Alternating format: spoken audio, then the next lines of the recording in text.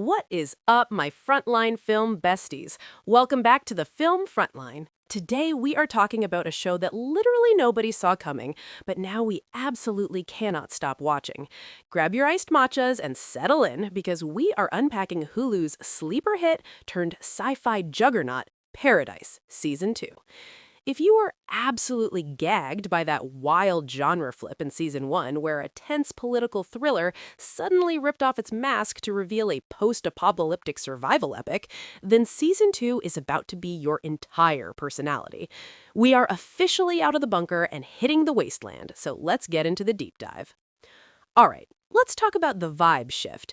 Season 1 gave us high-stakes political maneuvering, but Season 2 is fully entering its The Last of Us meets The Walking Dead era. We are picking up with Secret Service agent Xavier Collins, played by the endlessly talented Sterling K. Brown, who is basically giving us a masterclass in emotional devastation. Xavier has left his kids in the bunker with fellow agent Nicole Robinson to go on a literal road trip across a decimated America to find his wife, Terry, who might actually be alive on the surface. We are getting major road movie energy here, and it completely changes the DNA of the show.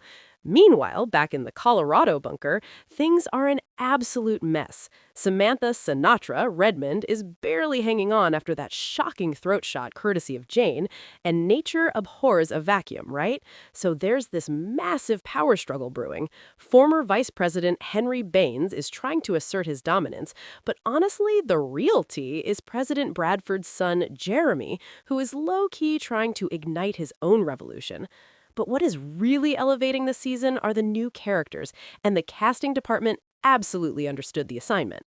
We have Shailene Woodley stepping in as Annie, a reclusive survivor who is delivering the kind of emotionally raw, devastating performance that reminds us of her Big Little Lies glory days.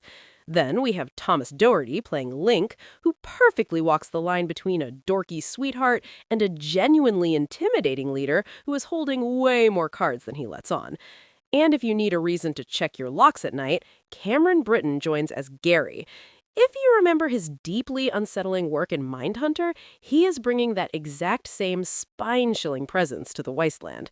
These newcomers aren't just filler, they are building a massive tapestry of the outside world, and their storylines have major implications for the safety of our bunker crew. Now let's talk about the elephant in the room, the pacing. As much as the expanded scope is a massive pro, it's also the season's biggest con. Because the narrative is split between the surface world and the bunker, the show ends up isolating its storylines. You'll have entire episodes dedicated just to the outside, which means our bunker favorites like Dr. Taragi, Nicole, and Jeremy end up sidelined and starved for character development.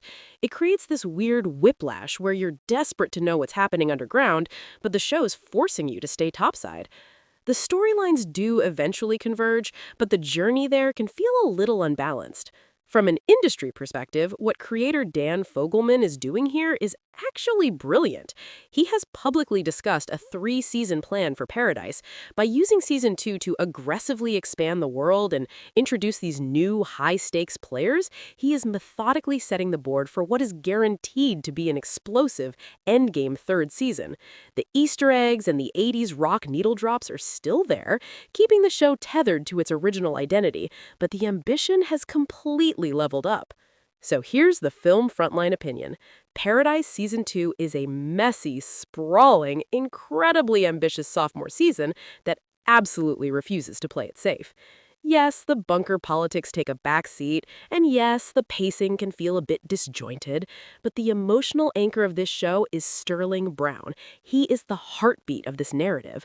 The flashbacks detailing his softer, pre-apocalypse life with Terry, played with such gorgeous warmth by Anuka Okuma, give Xavier's current hardened, grief-stricken state so much texture. Brown manages to convey an entire monologue with a micro-expression. He hasn't lost his faith in humanity, and watching him navigate this brutal new world order is nothing short of riveting. It's a stellar middle chapter that proves this show wasn't just a one-hit wonder. Now, I want to hear from you. Do you think the bunker crew is going to survive the incoming power vacuum, or is the real threat coming from the surface with Link and his crew?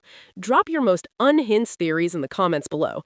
And if you want to stay ahead of the curve on all things Hollywood, make sure you hit that subscribe button, turn on notifications, and join the Film Frontline family. Until next time, keep watching, keep questioning, and I'll see you in the next one.